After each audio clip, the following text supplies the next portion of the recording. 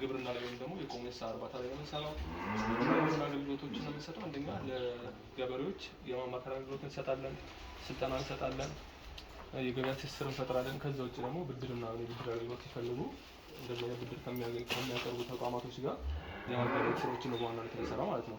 እና ዛሬ የተከፈሉ ነገራቶች ናቸው። ሶስተኛ ሌላኛው ደግሞ የምግብ ብክለትን እንከላከላለን።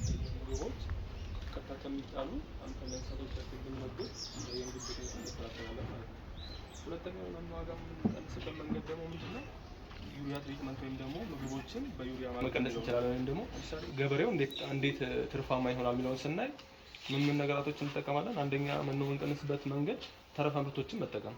ምን አይነት ተረፈ ምርቶችን እንጠቀም እንችላለን? ለምሳሌ የግብርና ተረፈ ምርቶች አሉ። ለምሳሌ የጤፍ ተረፈ ምርት፣ የበቆሎ ገለባ፣ የስንዴ የተለያዩ የግብርና ተረፈ ምርቶች መጠቀም እንችላለን።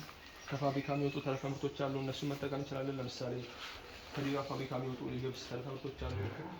ከዚህ ፋብሪካ የሚወጡ የኑግ ወይም ደግሞ የሰሊጥ ተረፈ ምርቶች አሉ፣ እነሱን መጠቀም እንችላለን። ሌላ ደግሞ አንደኛ ውሃ ያስፈልገናል፣ ዩሪያ ኬሚካል ያስፈልገናል። ተረፈ ምርቶች የምንቀላቅላቸው ለምሳሌ ደረቅ ሳር እንደዚህ ያስፈልገናል። በርሜል ወይም ደግሞ ባልዲ ነገር ክፍት የሆነ ጥረት ያስፈልገናል። ከዚህ ውጭ ደግሞ ለመከላከያ እንደ አካፋ ነገር እናዘጋጃለን። ከዛ መጀመሪያ መቀላቀል ነው።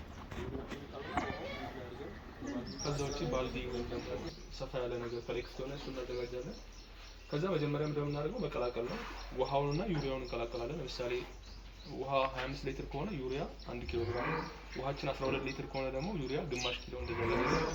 ውሃና ዩሪያው ኬሚካል ስለሆነ ካበዛ ነው እንስሳቶቻችን ላይ ጤናቸው ላይ ጉዳት ሊያመጣ ይችላል። አመጣጠኑ ልክ መጠበቅ አለብን። ሁለተኛ ራሳችንን መጠበቅ አለብን። ለምሳሌ ጓንቶች፣ ፌስ ማስክ ማድረግ ይችላል።